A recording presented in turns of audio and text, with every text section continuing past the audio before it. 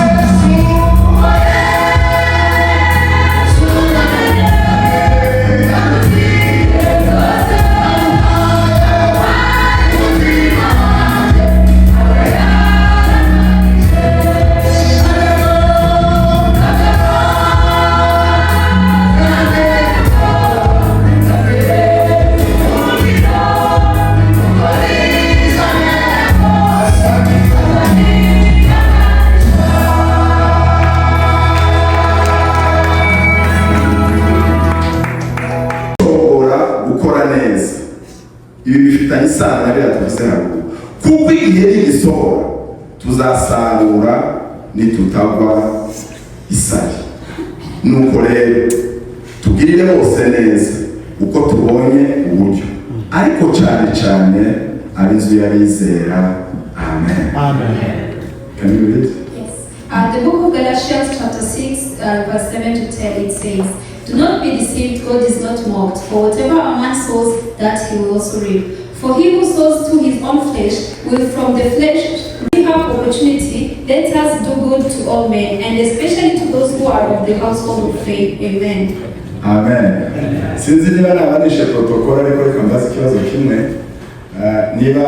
Niba tutishe protokole abantu bose barahaka bagomba n'ururimi ndi kuvuga, twakwicaza umusobanuzi, ariko niba bagomba kuhaguma wenda ku zindi mpamvu yahaguma nta kibazo. Bimeze bitesha nta kibazo. You are a good translator, but I just wanted to use this time. Thank you. Amen.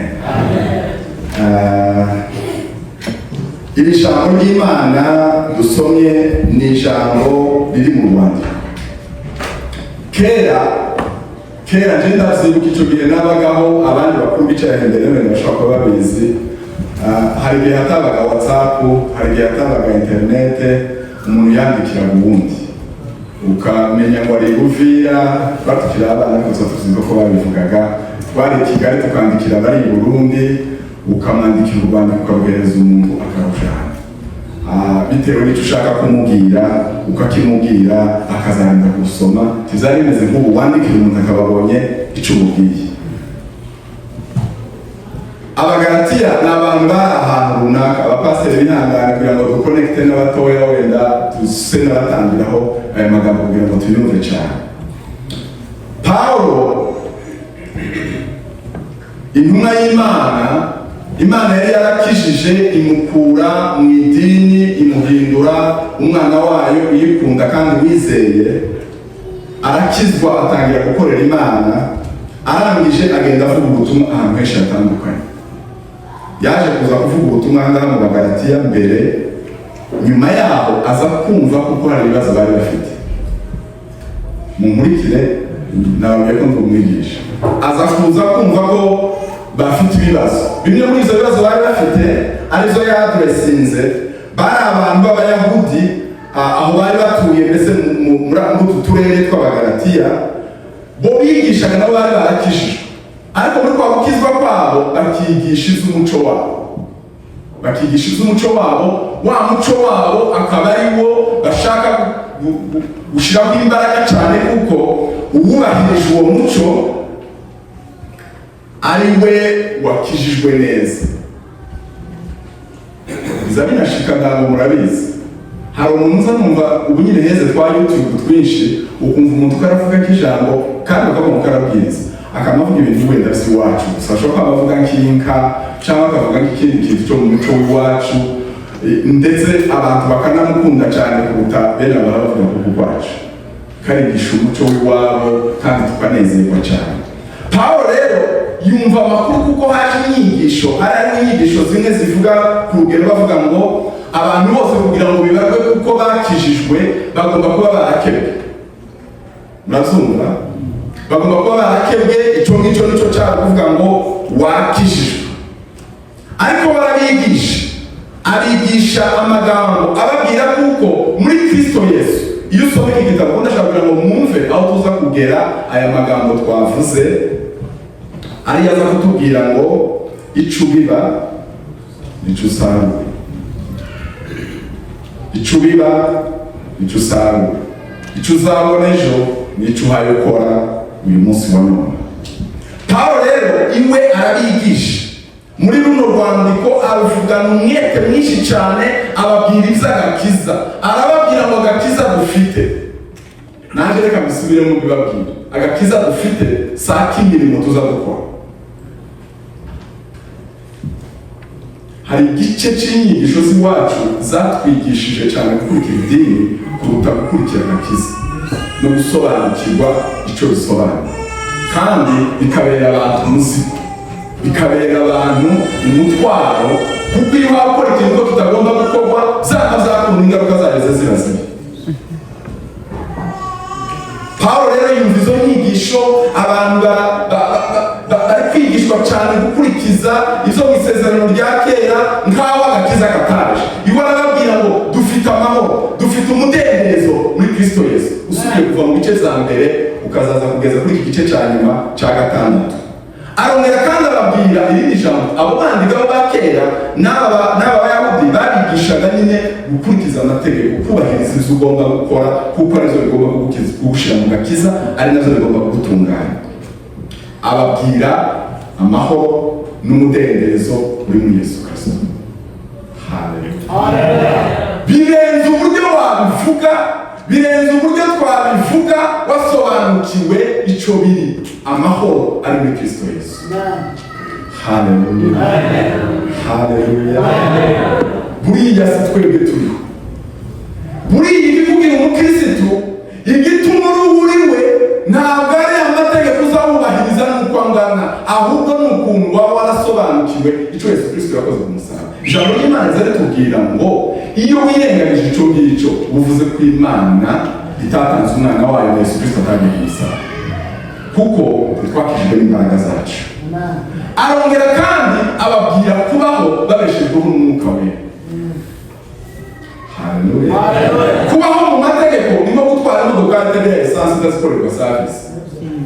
Ubwo ni ubuzima bwo kuvuga ngo wubahirize iki, cyubahirize kino, ugende gutya, tugende kubu. Iwe arababwira ngo ikizabashoboza zose, ikizabahesha ubuzima bwiza, ubu buzima bushasha mwagiye kuko barabibyina Abayahudi bafite Imana, bakurikiriye Imana nyine ariko batarakiriye Yesu Kristo. Arababwira ngo mugomba kubaho mukabaho mwarakiriye umwuka wera, kuko umwuka wera niwe uzabayobora, niwe uzagendana nawe, abereka imbuto z'umwuka, abereka ko iyo wakiriye umwuka wera nta mbaraga nyinshi zizari gusaba mu buzima bwawe.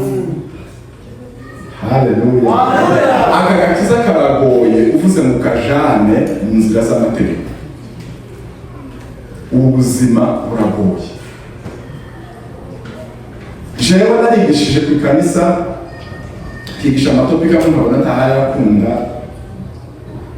Abapasiteri murayaza amatopika matazakunda. Ukwigisha ibintu kumva atayakunda, ukigisha ibintu kumva atayakunda, hakindi Imana yakishuye. Aco cyo mwumvise nashimye sisha kuvuga kimwe. Abantu gukunda gusenga Imana, abantu kwegera Imana, kuko iyo binjiye aho ngaho babinjiye kuyoborwa n'umwuka, kandi umwuka wera ubagezemo ubahindura. Nta kazi kanini gakenewe k'abayobozi iyo abantu bamaze guhagarara mu mwanya bagomba guhagararamo.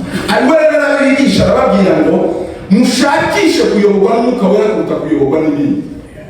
Nta constitution zoba mu makanisa tuyoborwa n'umwuka wera. Nta mategeko atugenga uburyo uzasange nimunagira n'ikorari na worship team nimushake nimukarema amategeko. Hari ibyo zose tugira. Uwanyishiriza bigenda ngo aricara nk'abandi baririmbyi babanje kugira ngo bataje kubipeta, mwabahagurukije kandi batararepesa. Ariko abakristu bayoborwa n'umwuka wera, nivyo Pawulo yababwiraga, arababwira ati rero uyu mutwaro uroshe. Abayoborwa n'umwuka wera, abo ngabo ubuzima bwabo buza koroha, musha mu nama ibintu bikoroha, muravugana mwavuga ijambo rimwe abantu bikoroha, mwabwira abantu bashigikira igikorwa mufite abantu bakoroha, umufuko unduje n'amahoro batinye kuwukoramo, ibintu byose ugasanga biroroshe, Mungu ugasanga abantu babanye neza, mu muhano ugasanga abantu babanye neza, ariko idini ryateye. Ariko iki ni ikibazo gikomeye cyane. Arabwira ati biriya bindi ni ibintu byo gukorera mu mbaraga z'umubiri, nta gaciro bifite kuko ari idini. Aho rero niho byageze ahangaha ababwira aya magambo. Reka nyabasomere gato kugira ngo mwumve ko ibyo navugaga si ibyo nari ndimo ntekereza nyine. Bikubiye muri aya magambo ari mu Bagalatiya 5 umurongo wa mbere ndageza ku wa 6. Aya yose navuze ajanye no gukizwa, ajanye no kuyoborwa n'umwuka wera. 5 Abagalatiya umurongo wa mbere kugeza kuri 6. Ubwo Kristo yatubaturiye kuba ab'umudendezo, nuko muhagarare mushikamye. Ubwo ni kwandikira n'abandikira mudacongera kubohwa n'ububata. Dore jewe Pawulo ndababwira yuko nimukebwa. Urumva ni kimwe muri birya bari bigishaga biriya za mbere, bababwira ko gukebwa aribwo bukirisitu. Nimukebwa, Kristo atazagira icyo abamarira, mbese kubahiriza amategeko ntacyo Kristo azabamarira. Kandi ndababwira umuntu wese ukebwa yuko azaba afite umwenda wo kurangiriza izategetswe n'amategeko byose. Mbese uwubahiriza amategeko agomba kubahiriza ntagire n'irindi asiga. Mwebwe abashaka gukingishirizwa n'amategeko mutandukanijwe na Kristo. Abashaka gutingishirizwa n'amategeko, abatekereza ko kubahiriza ibyagenwe ariko kuba umukristo, mutandukanywe na Kristo, kuko mwaguye muretse ubuntu bw'Imana. Naho twebwe kubw'umwuka dutegereje kuzakiranuka, ukiranuka kuva ku Mwuka Wera. Twiringiye kuko tuzabiheshwa no kwizera.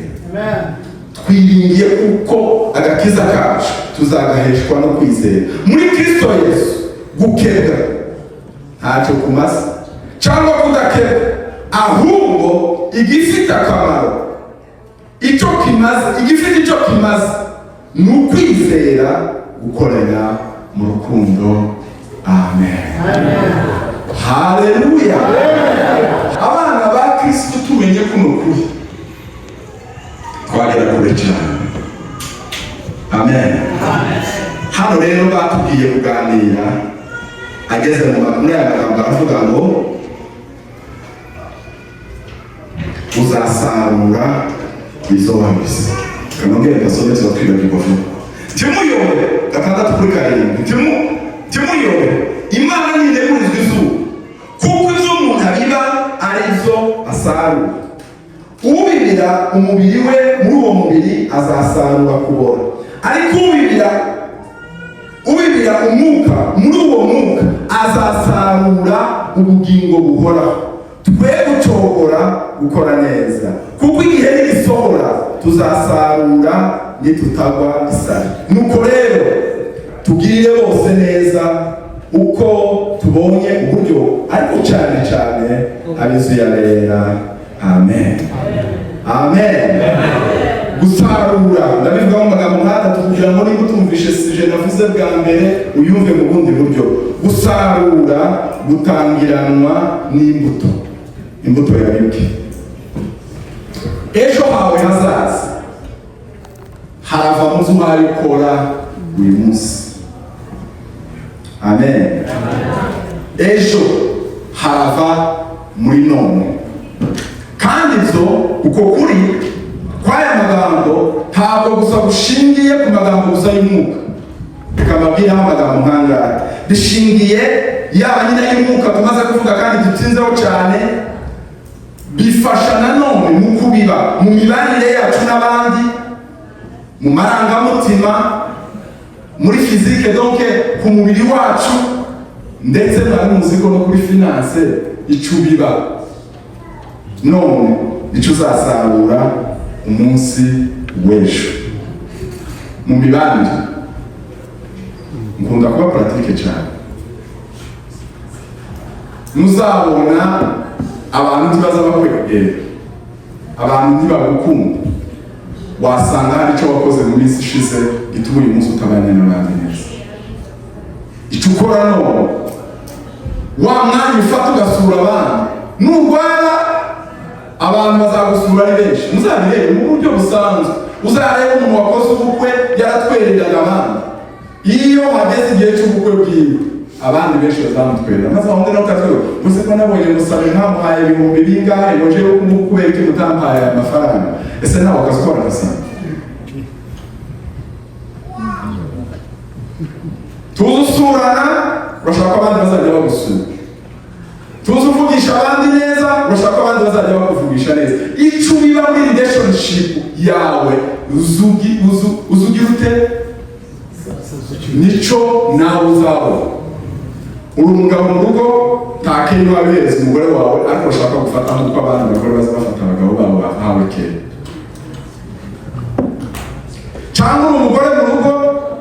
umugabo areka gusa ukamwereka gusa ibibazo uratangirira ku kibazo ntutangirira kuvuga ngo wenda icuri cyo mu rugo relationship icyo ubaye yibibamo ni iki icyo ubiba nicyo uzasanga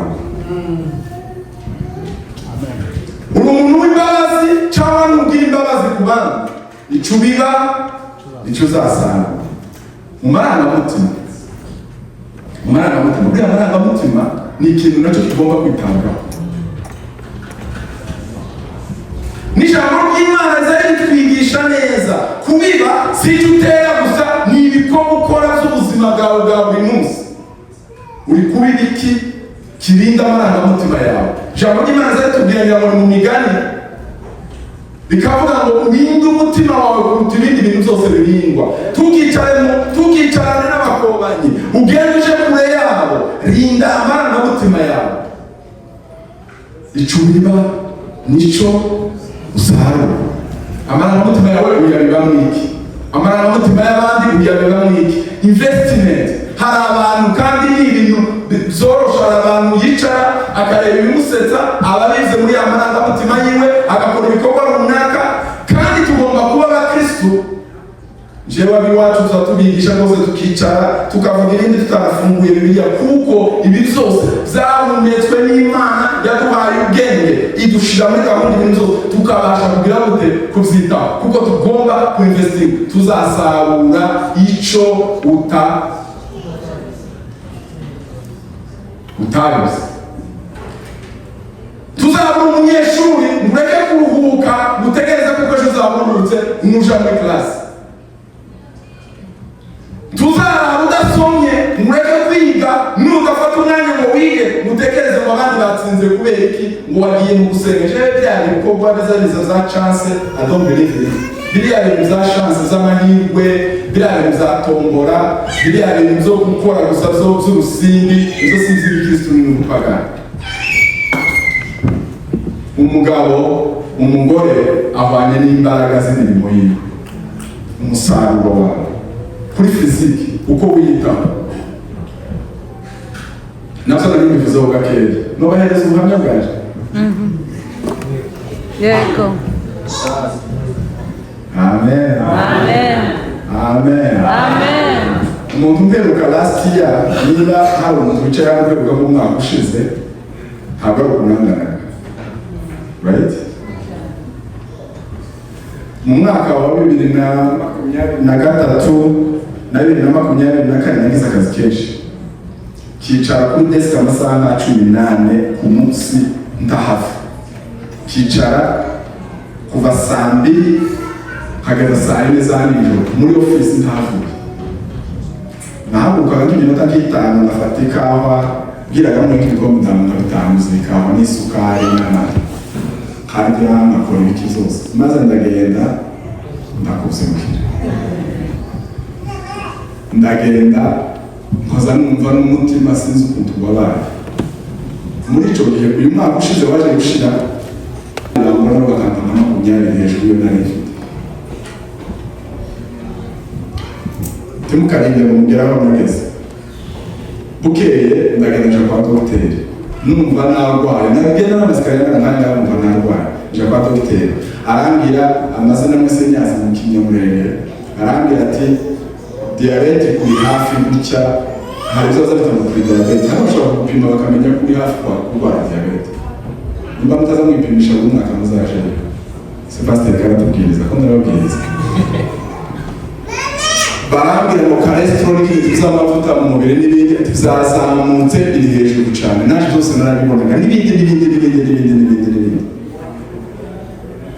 mu magambo bavugira ngo nsubire muri message nafashe gahunda ndavuga ati ntubitekerezeho cyane tubitindeho cyane ngiye gukora ibyo wifuza byose kugira ngo mbase kureba kuko subira mu buryo ubu nyine meze neza kabisa kubera iki kuko nabishizemo imbaraga bihereza umwanya nja muri gym buri munsi mpindura ibyo ndya ndabanya amasaha yo gukora kandi uriya musuko ukanabitindamo cyane wobireka nta n'icobo nta n'ikibazo cobo nuko gusa tuza twirinda tugusanga gufata tuhereza umwanya ikintu mu bibe mu kintu gifite agaciro. Iyo ubuzima bwawe bwagiye uba warangiye. Amen. Amen. Sinarivuze muri fiziki, no muri finance. No muri finance. Umuntu utabika, umuntu udakora savings, habe n'ubwo waba ukorera 10,000 ku kwezi, ndibaza ko ayo bari benshi sizo.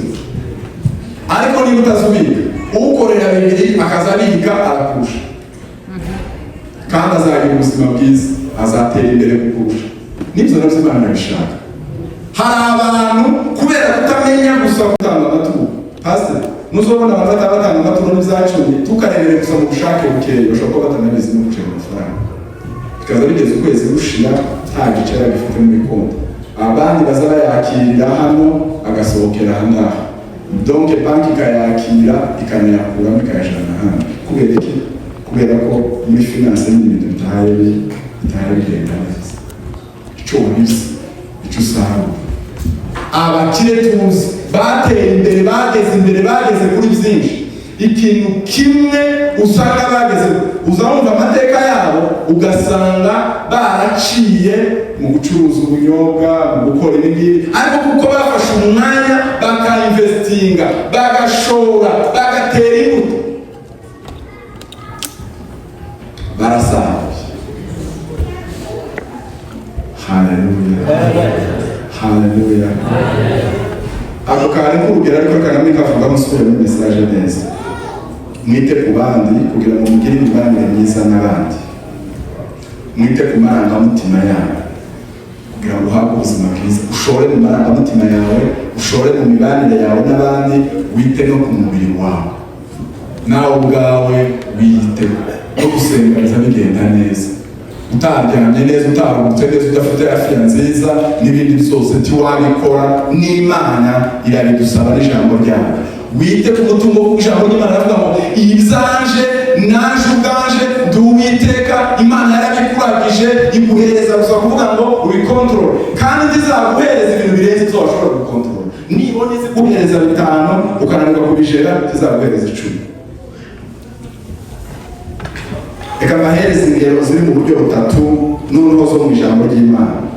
Zirimo abantu bagize kubiba neza n'ibyo basaruye, hakabamo n'abandi babibye nabi nabo n'ibyo basaruye. Twese tuzi inkuru y'umugabo witwa Yosefu. Yosefu yahuye n'ibibazo, abavandimwe biwe baramugurisha. Ni inkuru utagiye gusubiramo umwanya muremure, ushaka kuyisoma wisanga mu Itangiriro 41 ugasoma 45 nanone kuva kuri 5 kugeza kuri 7. Baramugurisha ageze ndetse ibwami, abatemptedi na Potifari, ariko kubera integrity yiwe, kubera ukuntu yumvise kuko atohemuka ngo acumure ku Mana, iyo niyo mbuto yari yabize, imbuto yo kuvuga ngo arahagarara kuri ko kwizera kwiwe ngo akore icyaha. Imana imuhereza kuba umwami wa Egiputa, umutware wa Egiputa. Imuhereza imbaraga zo gusova amanasiyo, kandi imuhereza n'imbaraga zo kubabarira abavandimwe biwe. Amen. Iyo ubize mu kuba inyangamugayo, uzuhabwa icyizere n'abantu kandi ugahabwa icyizere n'Imana. Yosefu yarahagaze mu bibazo bikomeye, aravuga ngo njyewe sinzahemurwa no kuba nageze ibwami, ngo kubera kuko uyu mwami kaza ari kunsaba ngo ryamane nawe, ngiye kwihagararaho. Kubera integrite yiwe Imana iramuzamura. Haleluya. Imana iramuzamura,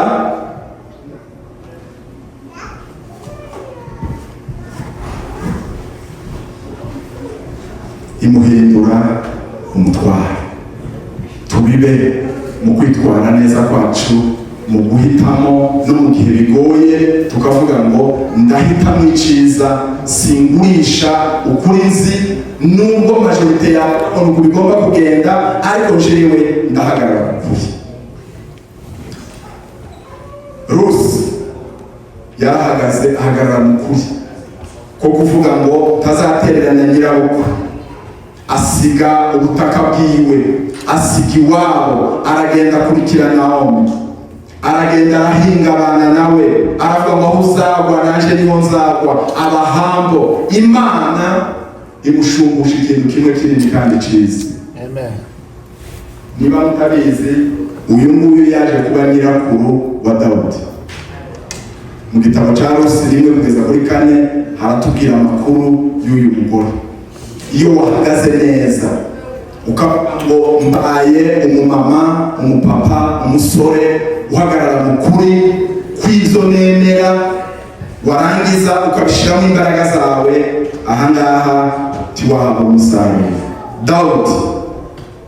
David uyu nguyu dusoma cyane muri Zaburi, Imana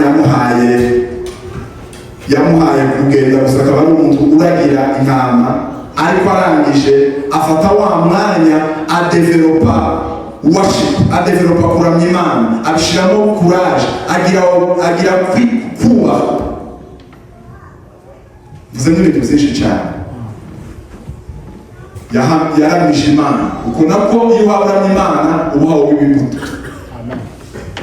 Ashiramo imbaraga, yahuye n'intambara, yagize kwicisha bugufi, yavuze kuko atoseza, atonica uw'Imana yasize, yarinze igihe ciwe ko kigera, tiyajampinze line ngo asimbuke, abangaba babasengere kananje basengere, tiyagiye, yaravuze barahagara nubwo yari yarasizwe amavuta, ariko igihe canje nikigera nanje nzakora. Ahagarara mu mwanya, arinda mu gihe, ategereza igihe. Imana imuhemba kuba umwami wa Israeli, tuzatuvuga umunsi ku wundi. Iyo tubibye neza tuzadusarura neza cyane. Amen. Kambabwira abandi nabo batatu babibye nabi, babibye neza babwira batatu: Yosefu, Rusi na Dawudi. Samsoni uyu yari igihangange, cyarwanaga kikicira ibihumbi wenyine agatsinda, yari umuntu ukomeye cyane, ariko kugeza aho ngaho ntiyabiba ngo agume mu mwanya agomba kugumamo, ahagarare neza.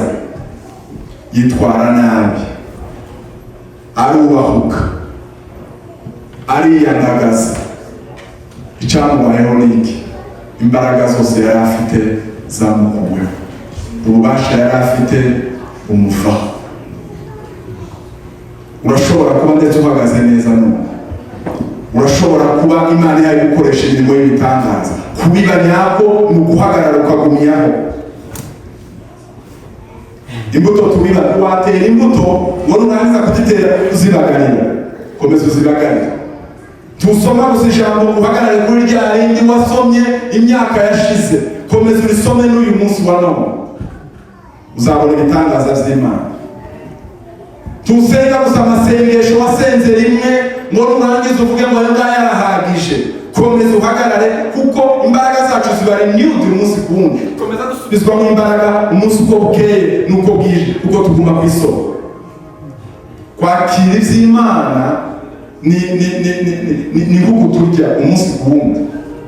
Ntabwo wavuga ngo urarya rimwe ngo bibe birarangiye, uhora urya ukiyongera imbaraga, ugatera intambwe, ugakora kimwe, bwacu ugakora ikindi.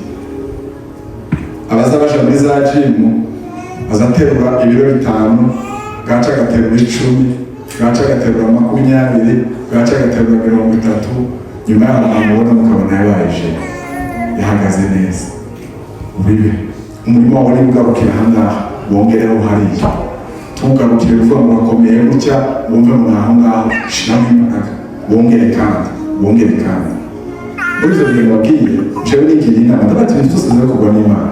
Ngiye gusenga nabo ngiye gusenga, kandi ngiye kuja mu masengesho yo kwiyiriza, ngira turebe. Sinareka kubibabwira, bizimeze n'izi mpamvu ifuka gusengera.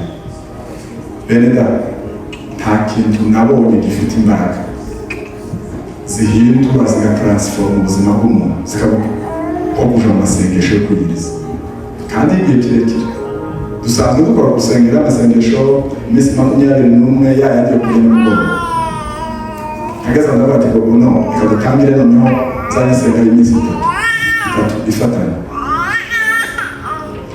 muri wa mwanya kubera ko umuntu aba yarize atashaka ngo mubere n'ibindi nizo abaganga baba bavuga nagize amatsiko ndavuga kamenya ndebe numva ibyo abaganga bavuga ntabandi gukora ikintu kinicira bwa buzima kandi nari mpamvu bamubwiye kurwana aya masengesho y'imwe kagende nyakorera research ndebe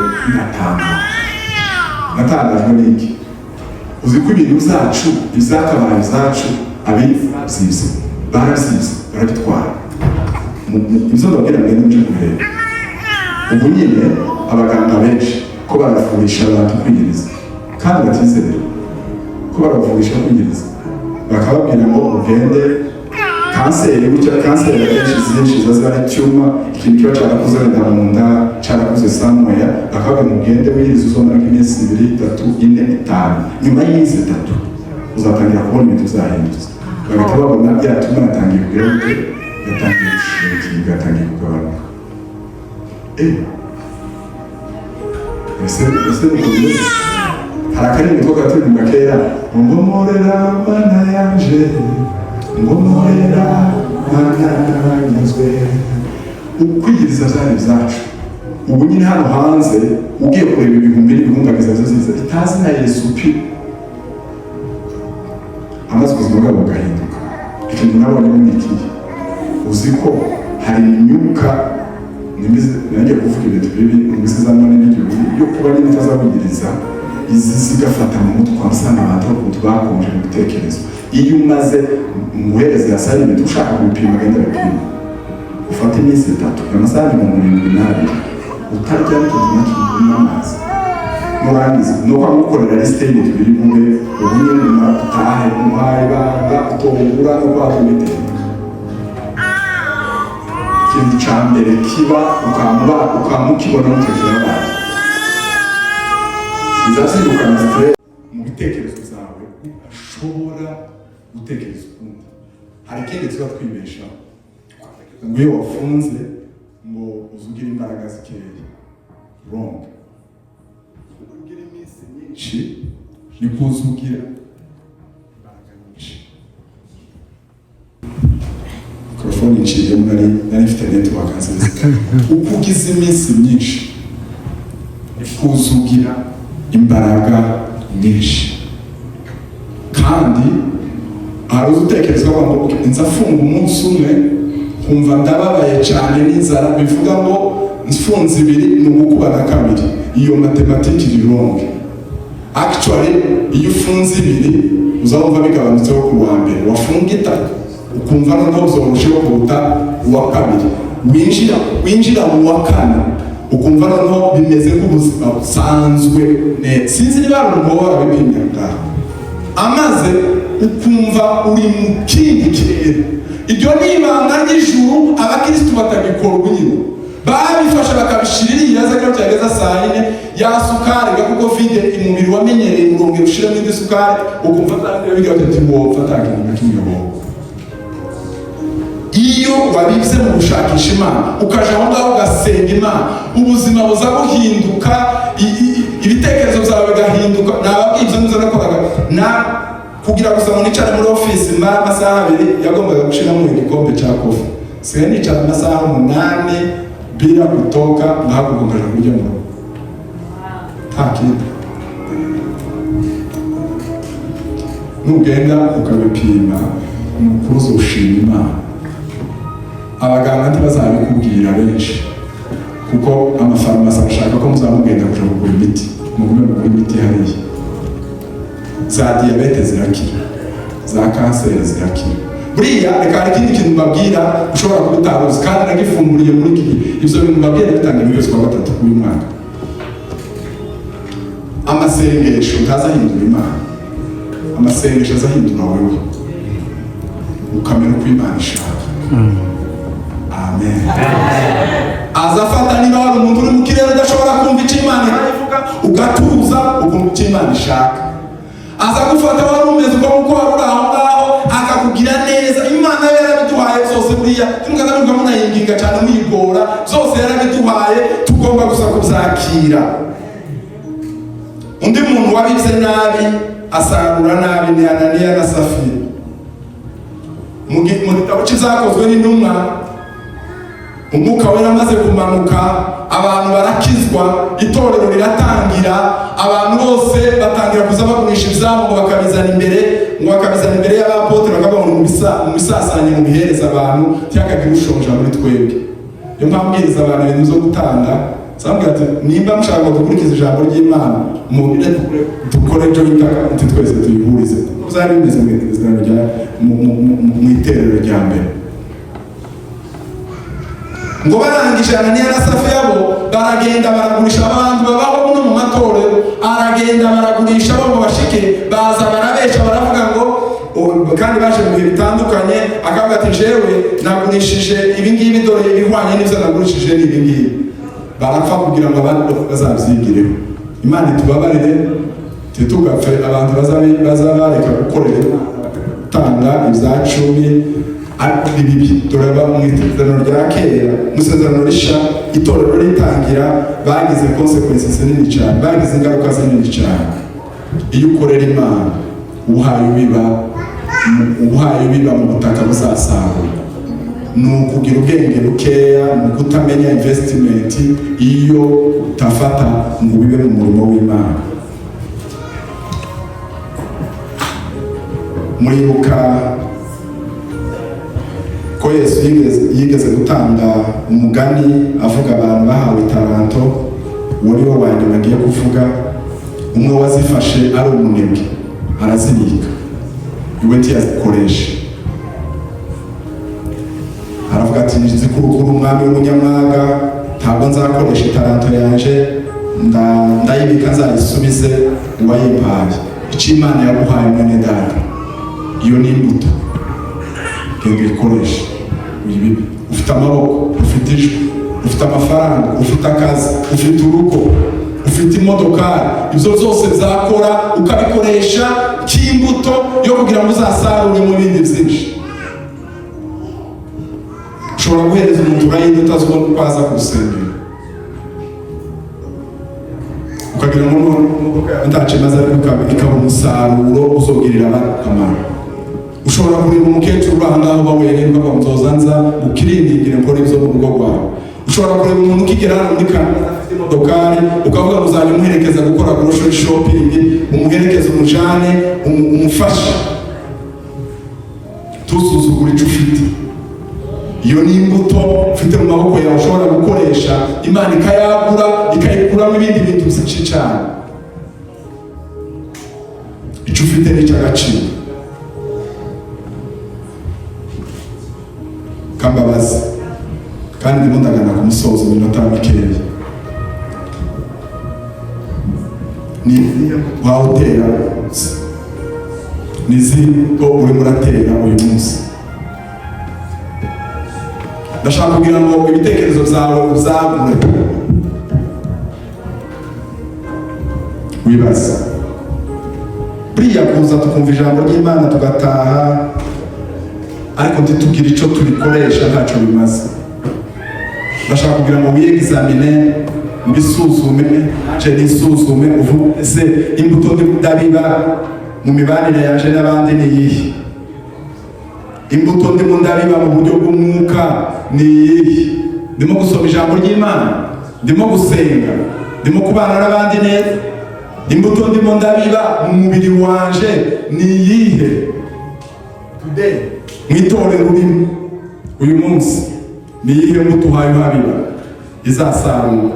Nta gikorwa na kimwe ushobora gukora kizabyara byiza cyangwa kizabyara bibi, ariko igikorwa cyose ni imbuto. Tugatakaza umwanya n'amasaha Imana yaguhaye, iyo ngiyo ni imbuto ushobora gukoresha. Gatandatu umurongo w'Icyenda hariya twasomye, 6:9, ngo twe gucogora gukora neza, kuko igihe nigisohora tuzasarura ntitutagusaye. Wicika intege. Wenda hari ibyo wagerageje bikaba bitarabyara umusaruro, komeza. Imbuto kugira ngo izaboneke iba yaratinze mu butaka, ndetse kugira ngo iboneke izibanza ikanabora, abantu ntibayireba, abantu bashobora kuhakandagira, barashobora kukubona uhaye usenga, bakagira ngo none ntibazi ibyo urimo, ntibakubona, ntibakumva. Nzabwira abasore b'iki gihugu nyine, murebe abantu bose twavuye muri karere, mu Rwanda, mu Burundi, muri Kongo, i Murenge n'ahandi. Ngira ngo nta wambaye cyane uri hano tuvuga ngo uyu nguyu ni umuntu urenze abandi, tumuzamubyita ngo turi mu buzima bumwe. Ariko babwize ukuri, namwe mbabwire niba hari abo ntarabibwira hano, mutegereze mu myaka mikeya. Abahaye babiba, hari abantu baririye nyuma y'amakateri y'amarido bahabakora.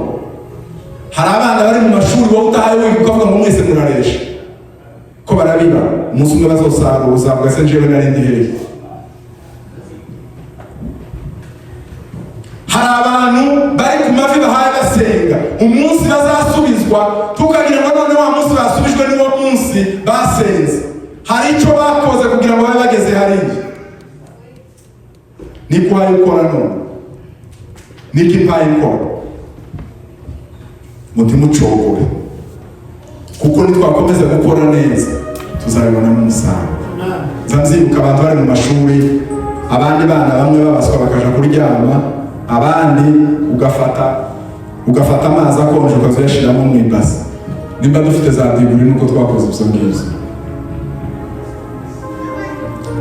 Umwana w'umukobwa yamye, kandi twariganaga neza Kimisagara muri pirimeri yo mu wa 5. Yaba mujiwe wabandi mwari mugakije baramugenda bakagura kamashini simbigaye kuri ni byiza kandi bitunze benshi ngo bakaja kudoda muje ngiye kwiga kuzoza nkora marigaye n'ubu nyine niyo gikora. Abo biganaga bafite za diguri n'abaroya n'abandi kurakora iki today mu by'umwuka, kurakora iki. Abandi barazamutse, umuntu uri ahangaha wenda ni umuririmbyi, karagenda agafata umwanya agasengera ministeri yiwe, ejo nubona baramupromotinze ngo se kunjewe barangize gute. Karabiba we wicaye. Tiducogore, dukore cyane. Reka mbabwira ahantu ushobora kubiba, ndabivuga nihuta ngo aho usoma amagambo. Aho Imana dukena kuko twabiba investment nziza zizatubyarira umusaruro. Byinshi nabifuza. Mukora amasengesho, mukore cyane mu mirimo ukora. Hari abatazavuga ngo nje ku kazi ngo ngora ahantu ngo nubwo tokora ngo bazabaguhera, wosanga uzuhavuta koze n'isuku. Nimba muri groupe mu bicara genda ukubura ukora isuku, utunganya ahantu hose, ugira akamaro n'abandi mwirirwa bagirira akamaro. Work hard. Gufata umwanya ukawugirana n'umuryango wawe bizubaka relationship. Abana baratunaniye bigenda gutya, simvuze ko abo bananiye ari ikibazo cyabaye, ariko rero wenda hari umusaruro uzara ufata umwanya ukazumarana n'abana bawe. Tibakinyumva wenda nawe tubigeze unabumva n'igihe na kimwe, nubatera mu mwanya wo kubumva wenda nabo bazakumva. Icyo tubiba turi kumwe nicyo dusarura.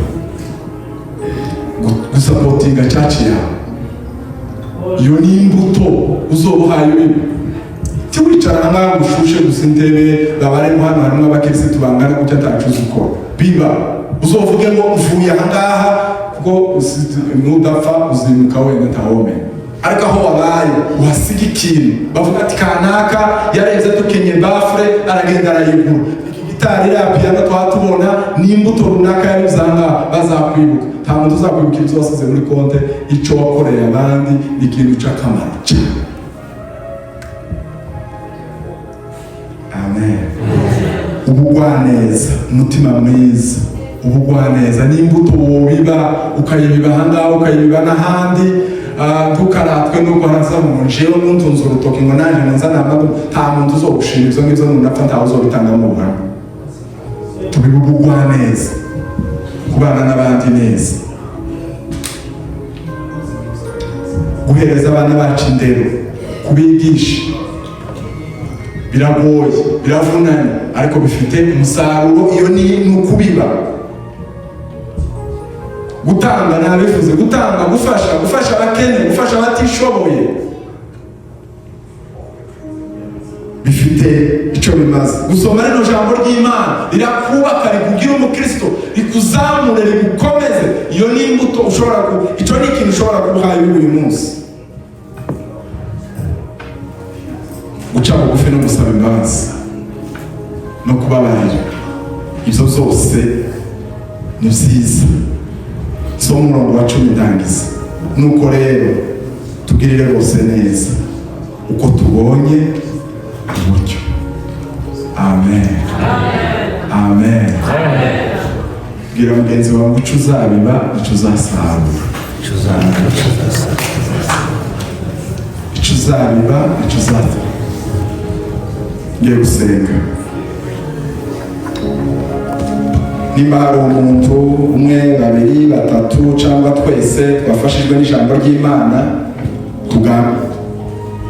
tugambire kubiba muri ibi navuze, urugero kimwe n'ibindi nawe ushobora Imana ibishoboze kugira ngo ubashe kubishyiramo imbaraga, nudacogora, nudacika intege, hari icyo Imana izakora. Tugiye gusenga. Witeka Imana igira neza, twiyeretse, idukunda urukundo tudashobora kubona ko twavuga. Ntabwo turabaho kubera amategeko twubahirije, ahubwo turabaho kubera urukundo udukunda Papa. Ijambo ryawe uyu mugoroba ritubereye umubavu mwiza, riradukomeje, riratwubatse. Ushimwe kuko wariduhaye Papa. Ushimwe kubw'aba bene data bari aha baryumvise, wenda n'abandi bashobora kuba bari online, nabo ndabakweretse kugira ngo ijambo ryawe ribagireho impact. Mu izina rya Yesu Kristo, imigambi mibi yose y'umwanzi Satani ishobora kubuza ijambo kugira igitereko mu mitima y'abana bawe, turayicaha mu izina rya Yesu Kristo. Reka abana bawe uyu mugoroba Mwami Imana ukingure imitima yacu kugira ngo tubashe kunyoterwa kubaha ijambo ryawe, kugira ngo duharanire gukora neza ibyo waduhamagariye gukora neza, dukorera imiryango yacu, dukorera itorero ryacu, dukorera imibiri yacu n'imitima yacu, dukorera agakiza kacu mu izina rya Yesu Kristo. Haleluya, haleluya, haleluya. Data, nzanira ubwoko bwawe imbere yawe, bashobora kuba bafite ibibazo bitandukanye, uburwayi, akazi ndetse n'ibindi. Data, mu mbaraga z'ijambo ryawe utwigisha kwizera kubitangaza zawe Mwami, ndabasabiye kugira ngo Mwami bumvise ijambo ryawe, ubabere igisubizo, abarwayi bakize mu izina rya Yesu, mu izina rya Yesu. Twizera Imana ishobora byose. Umugoroba w'uyu munsi wa none Mwami, wowe ushobora byose, agakiza kawe gataye mu buzima bwa buri muntu, ucitse intege asubizwe mu imbaraga mu izina rya Yesu Kristo. Abarwayi bakire, ababuze imirimo bayibone, ababuze impapuro bazibone, abari muri iki gihugu Mwami Imana batarabona impapuro zibahereze, icyubahiro gikomeze kuba icyawe Data. Twizera Imana ikomeye, twizera Imana ishobora byose. Ushimwe kandi uhabwe icyubahiro. Haleluya. Mu izina rya Yesu. Amen. Haleluya.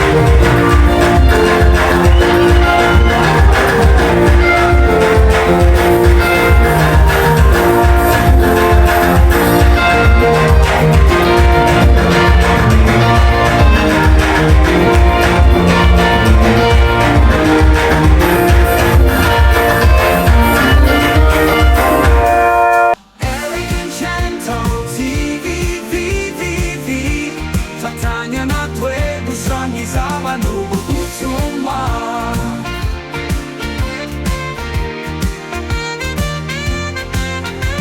Fatanya natwe gusangiza abantu b'ubutumwa. Fatanya natwe gusangiza abantu b'ubutumwa.